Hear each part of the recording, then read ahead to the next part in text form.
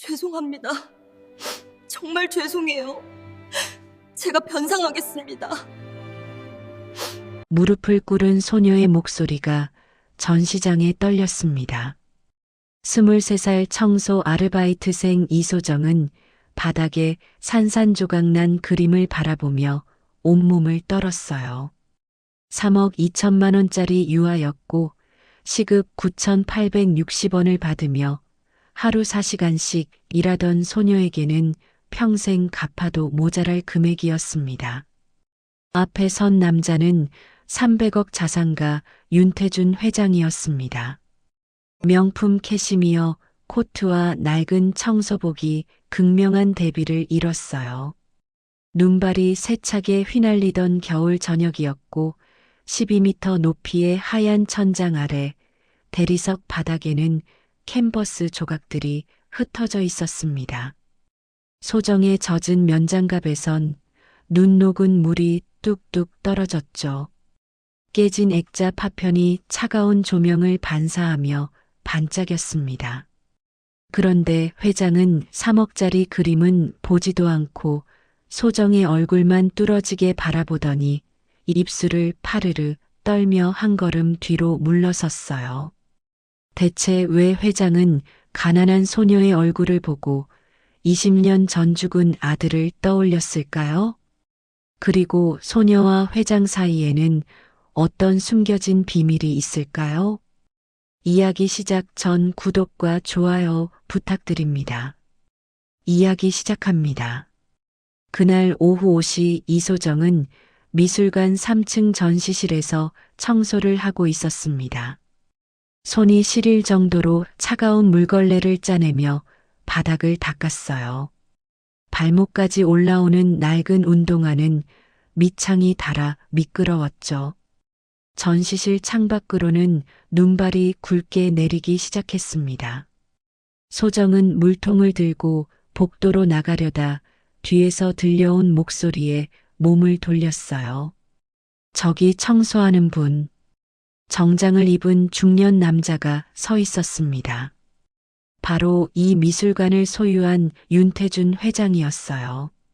소정은 황급히 고개를 숙이며 작은 목소리로 대답했습니다. 네, 회장님. 태준은 벽에 걸린 그림을 가리키며 짧게 지시했어요. 저 그림 좀 치워줘. 오늘 다른 작품으로 교체할 거야. 소정은 고개를 끄덕이고 한쪽 구석에 세워둔 사다리를 끌고 왔습니다. 3m 높이에 걸린 대형 유화였어요. 사다리에 올라서자 다리가 후들거리며 온몸에 힘이 들어갔습니다. 조심스럽게 두 손으로 액자를 들어 올렸죠. 무게가 생각보다 무거워서 팔이 떨렸습니다. 그때였어요. 복도에서 누군가 큰 소리로 웃으며 지나갔고 소정은 깜짝 놀라 몸이 흔들렸습니다. 손에서 그림이 미끄러지며 공중으로 떨어졌어요. 쾅! 둔탁한 소리와 함께 유화가 바닥으로 떨어지더니 액자가 산산조각 났습니다. 캔버스가 찢어지며 조각들이 사방으로 튀었어요. 소정은 사다리에서 내려와 그 자리에 주저앉았습니다. 온몸에 힘이 빠졌고 손이 바들바들 떨렸어요. 태준이 천천히 다가왔습니다. 그의 구두 소리가 대리석 바닥을 차갑게 울렸어요. 소정은 고개를 들지 못한 채 떨리는 목소리로 말했습니다. 죄송합니다. 정말 죄송해요. 제가 변상하겠습니다. 태준은 대답하지 않고 그저 소정을 내려다볼 뿐이었어요. 소정은 간신히 고개를 들었습니다. 그 순간 태준의 얼굴이 굳으며 한 발짝 뒤로 물러섰어요. 입이 벌어졌다가 닫혔습니다. 손이 미세하게 떨리기 시작했어요. 태준의 눈앞에 20년 전 죽은 아들 준호의 얼굴이 겹쳐졌습니다. 똑같은 눈매였고 이마의 점도 그대로 있었어요. 자네. 태준의 목소리가 갈라지며 낮게 울렸습니다. 이름이 뭔가? 소정은 눈물을 닦으며 떨리는 목소리로 대답했어요. 이소정입니다. 태주는 소정의 얼굴을 뚫어지게 바라보며 숨을 멈췄습니다. 눈매가 준호와 똑같았어요. 이마의 작은 점도 같았고 미간을 찌푸릴 때의 주름까지 똑같았습니다. 태주는 숨을 크게 들이쉬며 가슴을 짓눌렀어요. 20년 전 아들이 죽던 날이 파도처럼 밀려왔습니다. 부모님은? 태준이 묻다 말고 입을 다물었어요. 소정은 고개를 숙인 채 작게 대답했습니다. 어머니 혼자 저를 키우셨습니다. 태준의 눈가가 붉어졌어요. 주먹을 꽉 쥐었다 폈습니다. 아버지는? 소정은 고개를 저으며 가느다란 목소리로 대답했어요. 모릅니다.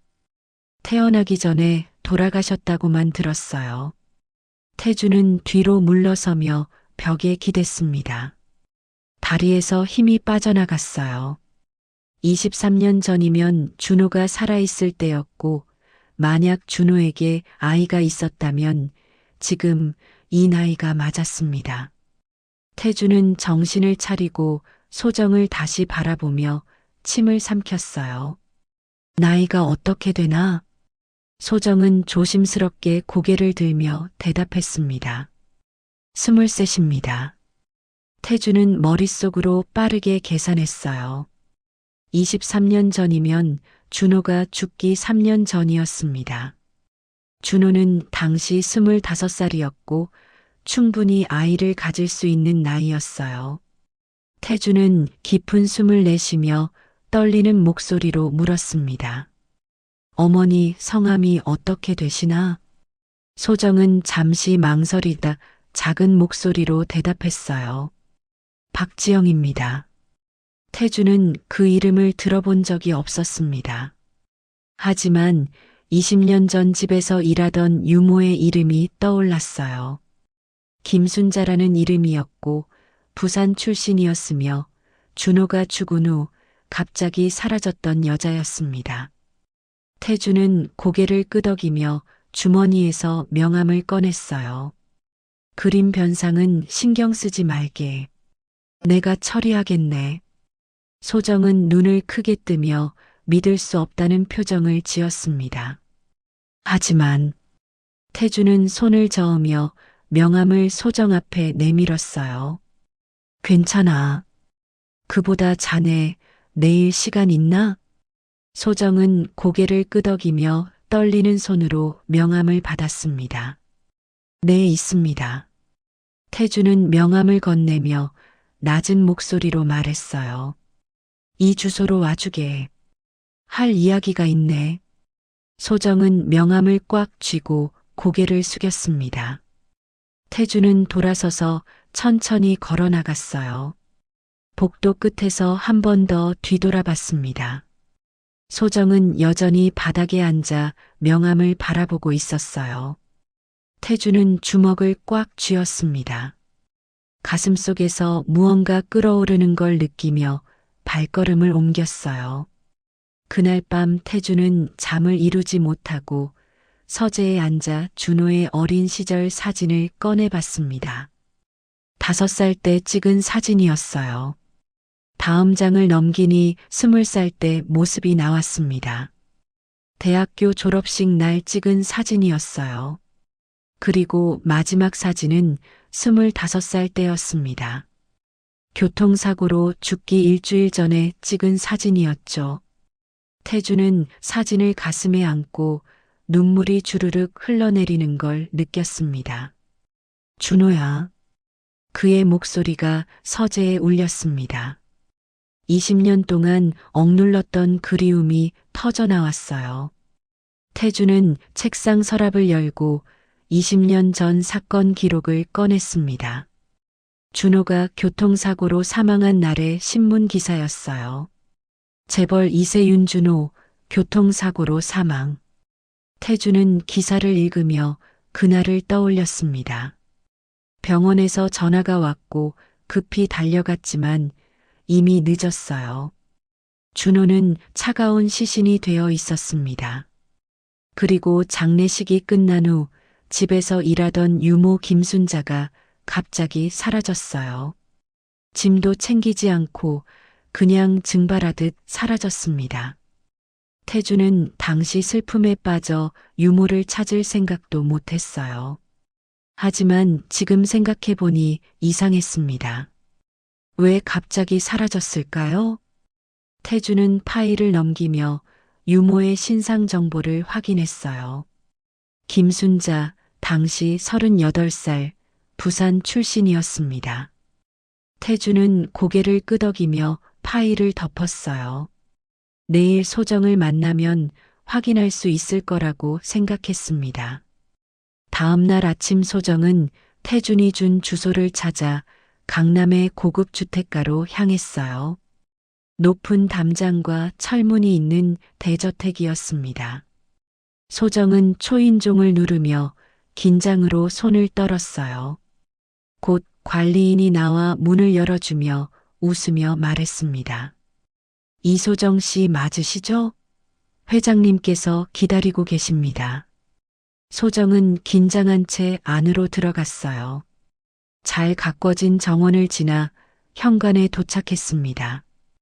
관리인이 현관문을 열어주자 넓은 거실이 펼쳐졌어요. 태주는 소파에 앉아 있었습니다. 소정을 보자 일어서며 손짓했어요. 왔군. 앉게. 소정은 조심스럽게 소파에 앉았습니다. 태주는 맞은편에 앉으며 찻잔을 건넸어요. 마시게. 소정은 두 손으로 찻잔을 받아들었습니다. 태주는 한참을 침묵하다 천천히 입을 열었어요. 어머니에 대해 좀 더 듣고 싶네. 소정은 찻잔을 내려놓으며 작은 목소리로 이야기를 시작했습니다. 어머니는 혼자 저를 키우셨습니다. 식당에서 일하시다가 3년 전에 편찮으셔서 소정의 목소리가 떨렸어요. 눈시울이 붉어지기 시작했습니다. 지금은 요양원에 계세요. 태주는 고개를 끄덕이며 조심스럽게 다음 질문을 꺼냈어요. 어머니 고향이 어딘가? 소정은 잠시 생각하다 대답했습니다. 부산입니다. 태주는 그 말을 듣는 순간 심장이 쿵 내려앉았습니다. 20년 전 유모 김순자도 부산 출신이었어요. 태준의 심장이 빠르게 뛰기 시작했습니다. 손에 땀이 차올랐어요. 어머니께서 예전에 어떤 일을 하셨는지 아나? 소정은 고개를 저으며 미안한 표정을 지었습니다. 잘 모릅니다. 어머니가 말씀을 안 하셔서요. 제가 어렸을 때부터 식당에서 일하신 걸로만 알아요. 태주는 더 이상 묻지 않고 직접 확인해야겠다고 마음먹었어요. 어머니가 계신 요양원 주소를 알려줄 수 있나? 소정은 핸드폰을 꺼내 주소를 종이에 적어주었습니다. 태주는 메모를 받아 조심스럽게 접었어요. 고맙네. 그리고 한 가지 더 부탁이 있는데. 태주는 잠시 망설이다 말을 이었습니다. 건강검진을 받아보는 게 어떨까? 내가 아는 좋은 병원이 있네. 소정은 의아해했지만 거절할 이유가 없었어요. 네, 알겠습니다. 태주는 안도의 한숨을 내쉬었습니다. 그럼 내일 함께 병원에 가자. 아침 10시에 내가 데리러 오지. 소정은 고개를 끄덕이며 일어섰어요. 그럼 실례하겠습니다. 태주는 소정이 나가는 뒷모습을 지켜봤습니다. 걸음걸이까지 준호를 닮았다는 생각에 가슴이 먹먹해졌어요. 소정이 완전히 나간 후 태주는 비서를 불렀습니다. 최 비서, 30대 중반의 남자가 재빠르게 들어왔어요. 네, 회장님. 태주는 메모를 건네며 단호한 목소리로 지시했습니다. 이 요양원에 박지영이라는 사람이 있는지 확인해. 그리고 20년 전 우리 집에서 일했던 유모 김순자의 행적도 찾아봐. 최 비서는 메모를 받아들고 고개를 끄덕였어요. 알겠습니다. 최 비서가 나간 후 태주는 창밖을 바라봤습니다. 눈이 다시 내리기 시작했어요. 가슴속에서 희망과 두려움이 동시에 일었습니다. 이틀 후 최 비서가 서재로 들어왔어요. 손에는 두꺼운 서류 뭉치가 들려 있었습니다. 회장님, 확인했습니다. 태주는 자리에서 벌떡 일어나며 숨을 죽였어요. 말해봐. 최 비서는 서류를 펼치며 조심스럽게 입을 열었습니다. 박지영 씨는 현재 서초구 소재 해누리 요양원에 계십니다. 치매를 앓고 계시고요. 태주는 고개를 끄덕이며 다음 말을 기다렸어요. 그리고 최 비서는 다음 페이지를 넘기며 잠시 멈췄습니다. 중요한 건 이겁니다. 박지영 씨의 주민등록번호를 조회한 결과 태주는 숨을 죽이고 최 비서를 똑바로 바라봤어요. 15년 전 이름이 김순자였습니다. 그 후 개명했고요. 태주는 그 자리에 굳었습니다. 온몸의 전율이 파도처럼 흘렀어요. 확실한가? 최 비서는 고개를 끄덕이며 서류를 내밀었습니다. 네, 확실합니다. 당시 회장님 댁에서 일하던 유모가 맞습니다. 태주는 소파에 주저앉았어요. 손이 떨려 서류를 제대로 잡을 수가 없었습니다. 그럼 이소정은? 최 비서는 조심스럽게 다가서며 낮은 목소리로 말했어요. 도련님의 딸일 가능성이 높습니다. DNA 검사를 해보시는 게 좋을 것 같습니다. 태주는 고개를 끄덕이며 떨리는 목소리로 대답했습니다. 내일 병원 예약 잡혀 있지? 최 비서가 대답했어요. 네, 내일 오전 10시입니다. 태주는 깊은 숨을 내쉬었습니다. 좋아. 그때 검사를 진행하지. 최 비서가 나간 후 태주는 두 손으로 얼굴을 감싸 쥐었어요. 준호의 딸일지도 모른다는 생각에 눈물이 쏟아졌습니다. 하지만 동시에 두려웠어요. 만약 아니라면 다시 한번 희망을 잃는 고통을 겪어야 했습니다. 다음 날 아침 태주는 소정의 집 앞에서 기다렸어요. 소정이 나오자 차 문을 열어주었습니다. 잘 잤나? 소정은 고개를 끄덕이며 차에 탔어요. 네, 잘 잤습니다. 병원에 도착하자 의사가 나와 두 사람을 맞이했습니다. 회장님, 이쪽으로 오시죠. 태준과 소정은 각각 다른 방으로 안내됐어요. 간호사가 소정의 팔에서 혈액을 채취했습니다.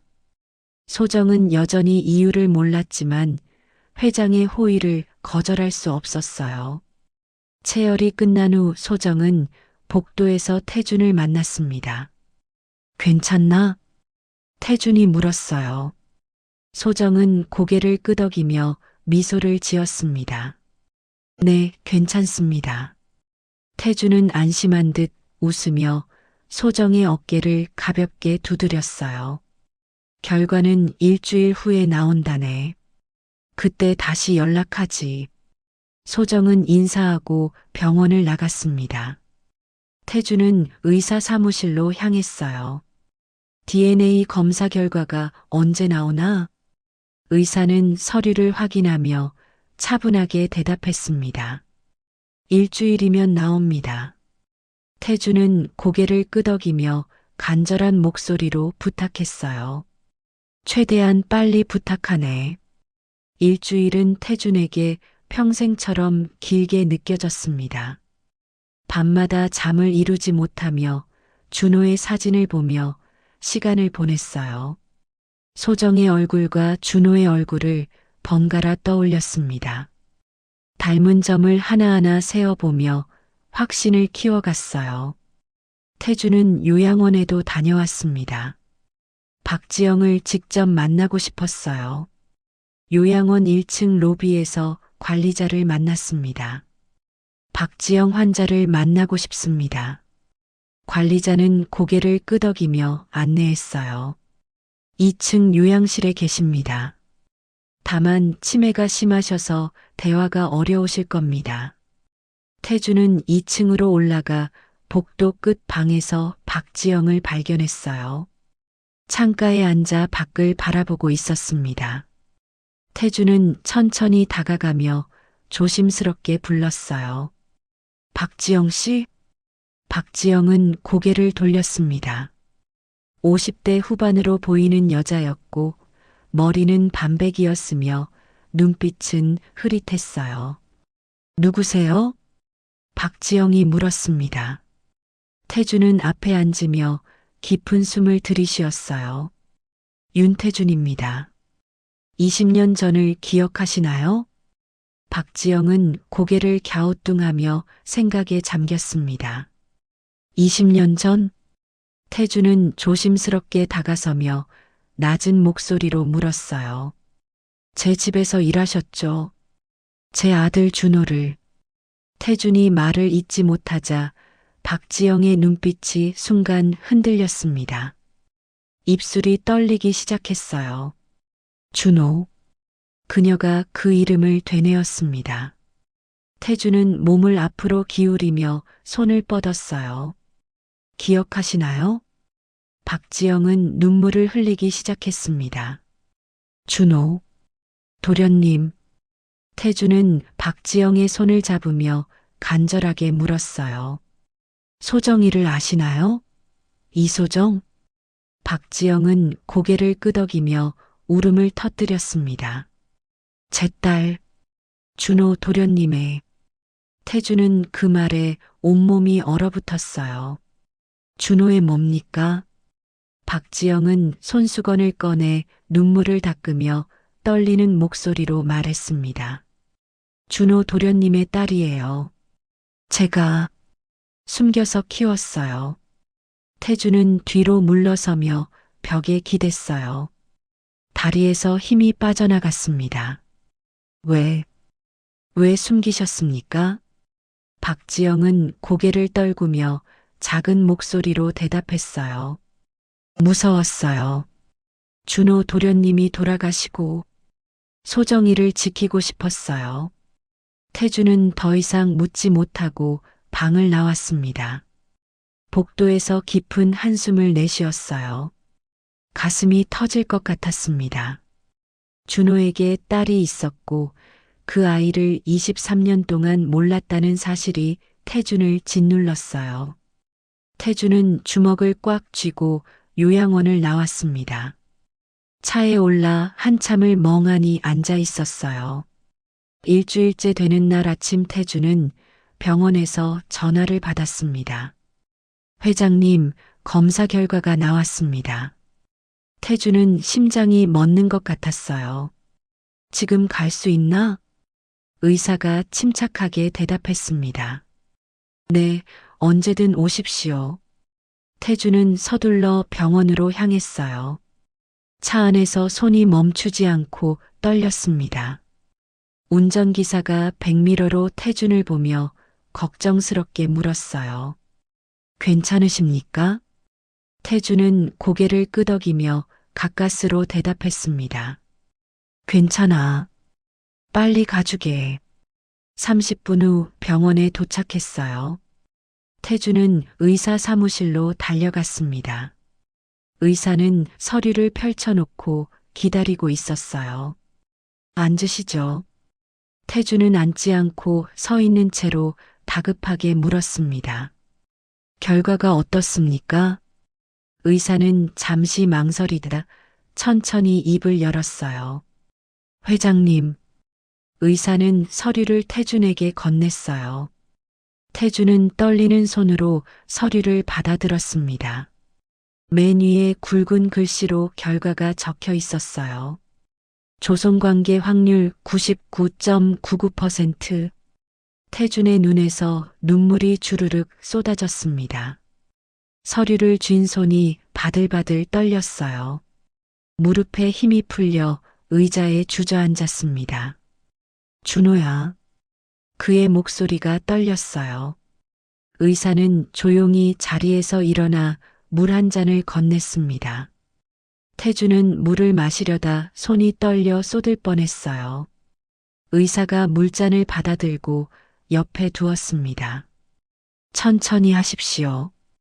태주는 두 손으로 얼굴을 감쌌어요.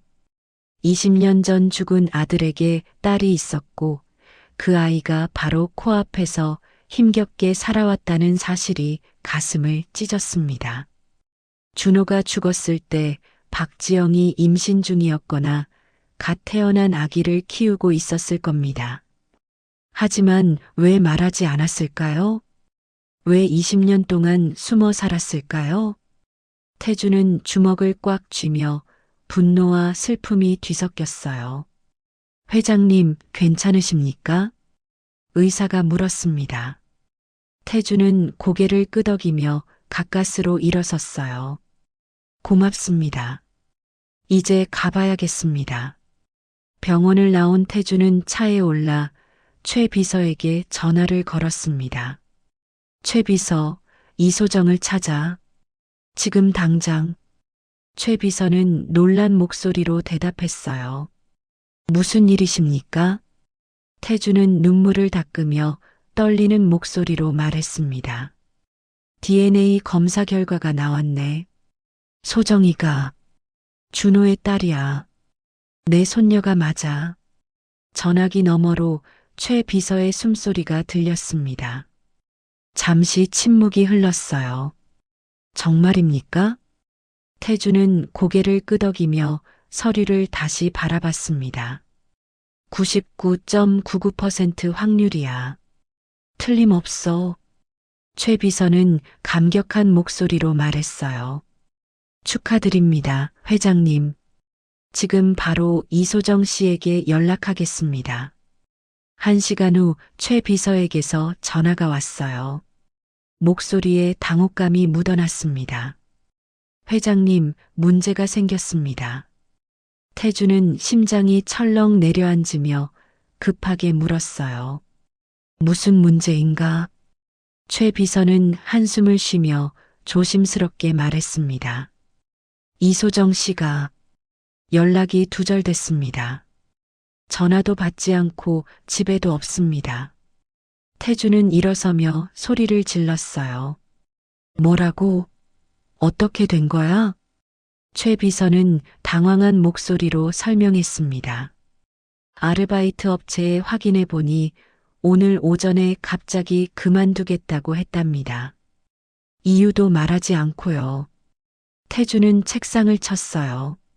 서류들이 사방으로 흩어졌습니다. 집 주소는 확인했나? 최 비서가 대답했어요.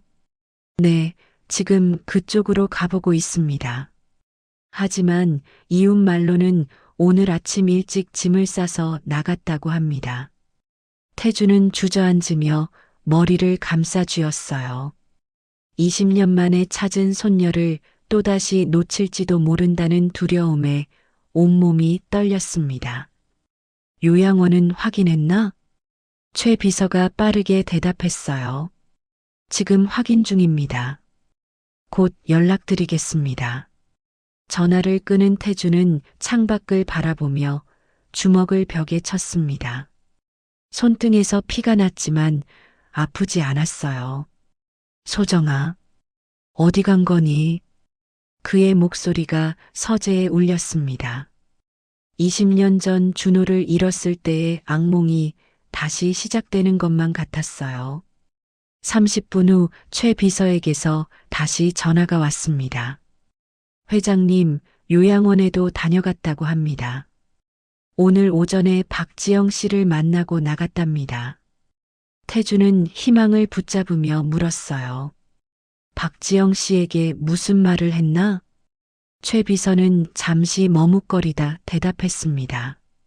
그게 박지영 씨가 이소정 씨에게 뭔가 말했다고 하는데 정확히 무슨 내용인지는 모르겠답니다.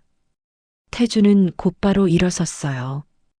코트를 집어들었습니다. 지금 요양원으로 가네. 차 준비해. 태주는 요양원에 도착해 박지영의 방으로 달려갔어요. 박지영은 여전히 창가에 앉아 있었습니다. 박지영 씨, 태준이 숨을 헐떡이며 다가갔어요. 박지영은 천천히 고개를 돌렸습니다. 누구세요? 박지영이 물었지만 눈빛이 아까보다 조금 또렷했어요. 태준은 박지영의 손을 잡으며 간절하게 말했습니다. 저예요, 윤태준. 소정이가 어디 갔는지 아십니까? 박지영은 고개를 끄덕이며 눈물을 흘렸어요. 소정이 오늘 왔어요. 태준은 몸을 떨며 더 가까이 다가섰습니다. 뭐라고 말씀하셨습니까? 박지영은 손수건을 꺼내 눈물을 닦으며 떨리는 목소리로 말했어요. 진실을 다 말했어요. 소정이가 준호 도련님의 딸이라는 걸, 제가 숨겨서 키웠다는 걸. 태주는 숨을 죽이고 박지영을 바라봤습니다. 그래서 소정이가 어떻게 했습니까? 박지영은 고개를 떨구며 작은 목소리로 대답했어요. 울면서 나갔어요. 혼란스러워했어요. 자기가 누구인지 모르겠다고. 태주는 박지영의 어깨를 잡으며 다급하게 물었습니다. 어디로 갔는지 말씀하셨습니까? 박지영은 고개를 저으며 눈물을 흘렸어요. 모르겠어요. 그냥 혼자 있고 싶다고. 태주는 뒤로 물러서며 절망감에 무릎이 꺾였습니다. 의자에 주저앉았어요. 하지만 그때 박지영이 무언가 기억난 듯 말했습니다. 아, 잠깐만요. 태주는 고개를 번쩍 들었어요.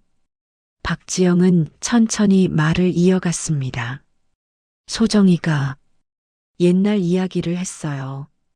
어렸을 때 제가 자주 데려갔던 곳. 태주는 몸을 앞으로 기울이며 간절하게 물었어요. 어디입니까? 박지영은 눈을 감으며 기억을 더듬었습니다. 한강공원. 반포대교 근처였던 것 같아요. 거기서 자주 놀았어요. 태주는 벌떡 일어나 박지영의 손을 꽉 잡았어요. 고맙습니다. 그는 방을 나와 최 비서에게 전화를 걸었습니다. 최 비서, 반포 한강공원으로 와. 지금 당장. 태주는 차를 타고 한강공원으로 향했어요. 30분이 1시간처럼 느껴졌습니다. 공원에 도착한 태주는 차에서 뛰어내려 강변을 따라 걸으며 소정을 찾기 시작했어요. 눈발이 다시 내리기 시작했습니다. 강물은 차갑게 흘러갔어요. 태주는 1시간 동안 공원을 헤매며 소정을 불렀습니다. 소정아, 이소정. 그의 목소리가 강바람에 흩어졌어요. 눈발은 점점 굵어졌습니다. 태주는 벤치에 주저앉으며 두 손으로 얼굴을 감쌌어요. 20년 만에 찾은 손녀를 또다시 잃을지도 모른다는 생각에 눈물이 쏟아졌습니다. 최 비서가 다가와 태준의 어깨에 손을 얹었어요. 회장님, 일단 돌아가시죠. 제가 사람들을 풀어서 계속 찾아보겠습니다. 태준은 고개를 저으며 일어섰습니다. 안 돼. 내가 직접 찾아야 해. 그는 다시 걷기 시작했어요. 강변을 따라 계속 걸어갔습니다. 2시간이 지났어요. 해가 지기 시작했습니다. 태주는 지쳐서 다리가 후들거렸지만 멈추지 않았어요. 그때 멀리서 누군가 벤치에 앉아 있는 모습이 보였습니다. 태주는 심장이 뛰기 시작했어요. 가까이 다가가니 소정이었습니다. 소정아. 태준의 목소리가 떨렸어요. 소정은 천천히 고개를 들었습니다. 눈물 자국이 뺨에 가득했고 눈은 빨갛게 부어 있었어요. 태주는 소정 옆에 앉으며 떨리는 손을 뻗었습니다. 찾았다. 소정은 고개를 돌리며 작은 목소리로 말했어요. 왜 저를 찾으셨어요? 태주는 소정의 손을 잡으며 눈물을 흘렸습니다. 자네는 내 손녀야. 준호의 딸이고. 소정은 손을 빼려 했지만 태주는 더 꽉 잡았어요. DNA 검사 결과가 나왔어. 99.99% 확률로 자네는 내 손녀가 맞아. 소정은 눈물을 흘리며 고개를 저었습니다. 저는 누구예요? 이소정이에요. 윤준호의 딸이에요. 태주는 소정을 끌어안으며 떨리는 목소리로 말했어요. 둘 다야. 자네는 이소정이기도 하고 준호의 딸이기도 해. 그게 중요한 게 아니야. 소정은 태준의 품에서 울음을 터뜨렸습니다. 몸이 떨렸어요. 어머니가 말씀하셨어요. 제 아버지가 회장님의 아들이었다고. 저를 지키려고 도망쳤다고. 태주는 소정의 등을 쓰다듬으며 고개를 끄덕였습니다. 알아. 어머니는 자네를 사랑했어. 준호도 자네를 사랑했을 거야. 소정은 고개를 들며 태준을 바라봤어요. 저는 어떻게 해야 해요? 태준은 소정의 눈물을 닦아주며 웃었습니다. 아무것도 하지 않아도 돼. 그냥 내 옆에 있어줘. 그것만으로 충분해. 소정은 입술을 깨물며 망설였어요. 태준은 기다렸습니다. 한참 후 소정이 천천히 입을 열었어요. 할아버지.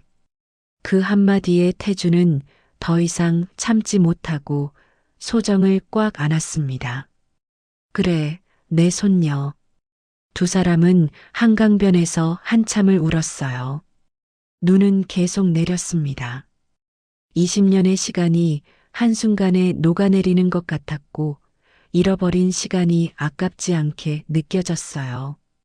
일주일 후 소정은 태준의 집으로 이사를 했습니다. 넓은 방 하나를 배정받았어요. 창문으로 정원이 보였고 책상과 침대가 놓여 있었습니다. 소정은 짐을 정리하며 새로운 삶이 시작된다는 걸 실감했어요. 태주는 문을 노크하고 들어왔습니다. 손에는 오래된 앨범이 들려 있었어요. 이거 보고 싶을 것 같아서. 소정은 앨범을 받아 펼쳤습니다. 젊은 남자의 사진들이 가득했어요. 이게. 소정의 목소리가 떨렸습니다. 태주는 옆에 앉으며 부드럽게 말했어요. 자네 아버지야. 준호. 소정은 사진을 하나하나 넘기며 눈물이 고였습니다.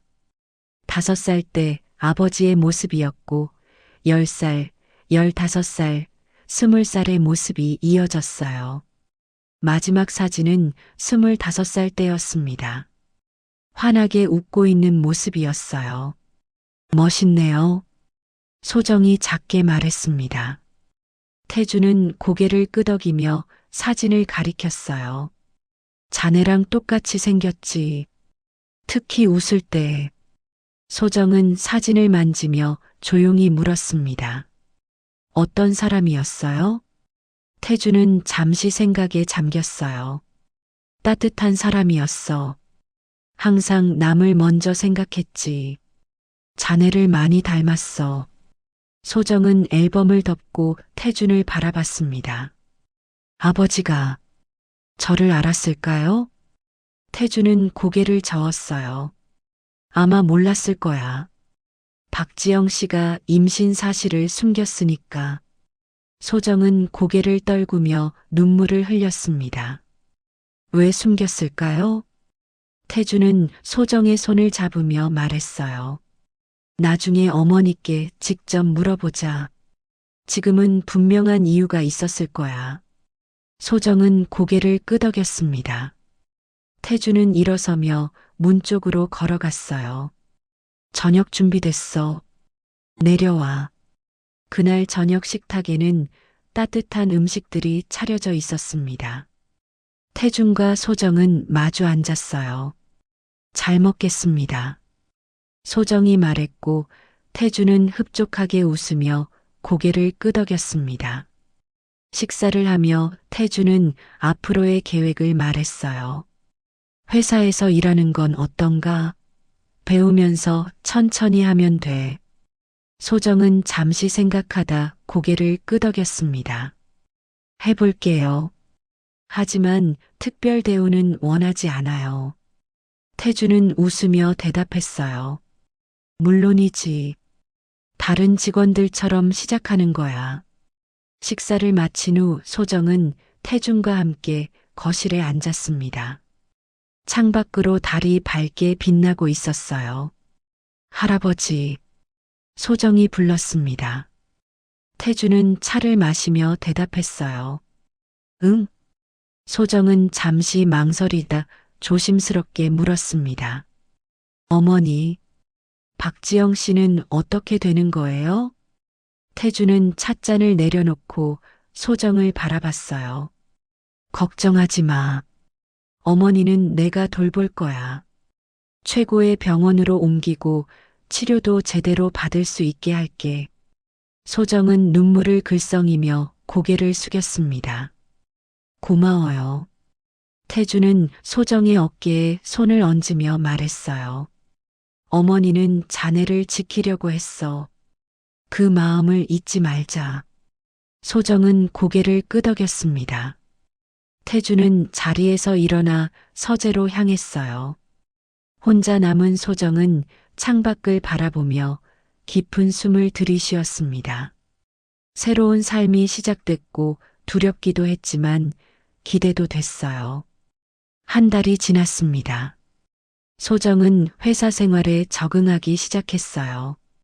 비서실 인턴으로 시작했고 동료들은 그녀가 회장의 손녀인지 몰랐습니다. 태준의 지시였고 소정도 그걸 원했어요. 점심시간이 되자 태준은 소정에게 전화를 걸었습니다. 소정아, 같이 식사하자. 소정은 고개를 끄덕이고 회장실로 올라갔어요. 태준은 도시락 2개를 준비해 놓고 있었습니다. 소정은 의외라는 표정을 지었어요. 직접 준비하셨어요? 태준은 웃으며 도시락을 열었습니다. 아니, 주방에서 만들어 달라고 했지. 앉아. 두 사람은 마주 앉아 식사를 했어요. 소정은 밥을 한 숟가락 떠먹으며 말했습니다. 맛있어요. 태준은 흡족하게 웃으며 물었어요. 회사 생활은 어때? 적응 잘 되고 있어? 소정은 고개를 끄덕이며 대답했습니다. 네, 다들 잘 가르쳐 주세요. 재밌어요. 태준은 국을 한 숟가락 떠먹으며 말했어요. 무리하지는 마. 천천히 해도 괜찮아. 소정은 웃으며 대답했습니다. 걱정 마세요. 저 강해요. 식사를 마치고 엘리베이터를 기다리며 소정은 태준을 바라봤어요. 할아버지, 감사해요. 태준은 소정의 머리를 쓰다듬으며 웃었습니다. 고맙긴. 내가 더 고맙지. 주말이 되자 소정과 태준은 함께 요양원을 찾았어요. 박지영은 새로운 병원으로 옮겨져 있었습니다. 더 좋은 시설이었고 치료도 제대로 받고 있었어요. 박지영은 침대에 앉아 창밖을 바라보고 있었습니다.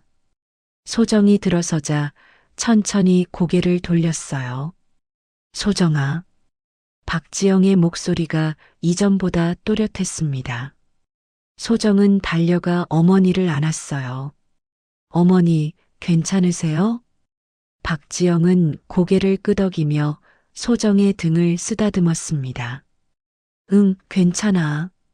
너는? 소정은 눈물을 닦으며 웃었어요. 저도 괜찮아요. 행복해요. 박지영은 태준을 바라보며 고개를 숙였습니다. 회장님, 정말 죄송합니다. 그리고 고맙습니다. 태주는 손을 저으며 다가섰어요. 이제 다 지난 일입니다. 소정이를 지켜주셔서 감사합니다. 박지영은 눈물을 흘렸습니다. 소정은 어머니와 태준 사이에 서서 두 사람의 손을 잡았어요. 우리 이제 가족이에요. 모두 다. 세 사람은 한참을 그렇게 서 있었습니다. 창밖으로 따뜻한 햇살이 들어왔어요. 3개월이 지났습니다. 소정은 회사에서 정식 직원이 됐고 동료들과도 친해졌어요. 봄이 왔고 한강변에는 벚꽃이 만개했습니다. 어느 토요일 오후 소정과 태주는 박지영과 함께 한강공원을 산책했어요. 따뜻한 햇살이 내리쬐고 있었습니다. 날씨 참 좋지? 태준이 말했어요. 박지영은 고개를 끄덕이며 미소를 지었습니다. 네, 정말 좋네요. 소정은 두 사람의 팔짱을 끼고 천천히 걸으며 하늘을 올려다봤어요. 벚꽃이 바람에 흩날리며 떨어지고 있었고 강물은 햇살에 반짝이고 있었습니다. 우리 이러니까 진짜 가족 같아요. 소정이 말했어요. 태주는 웃으며 대답했습니다. 원래 가족이잖아. 세 사람은 벤치에 앉아 강을 바라보며 각자 생각에 잠겼어요.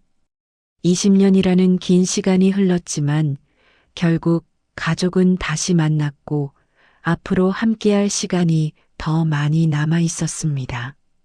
소정은 태준의 손을 꽉 잡으며 조용히 말했어요. 앞으로도 계속 함께 있을 거죠? 태준은 고개를 끄덕이며 소정의 손을 감쌌습니다. 물론이지. 평생 함께 할 거야. 박지영도 소정의 다른 손을 잡으며 웃었어요. 우리 모두 함께. 그날 저녁 집으로 돌아온 소정과 태주는 거실에 앉아 차를 마시며 창밖으로 달빛이 은은하게 흘러드는 걸 지켜봤습니다. 모든 게 꿈만 같았지만 이건 분명한 현실이었고 소정은 이제 더 이상 혼자가 아니었어요. 태주는 소정을 바라보며 행복한 미소를 지었습니다. 소정도 미소로 답했어요. 20년 만에 찾은 가족이었고 이제 함께 새로운 시작을 할 시간이었습니다.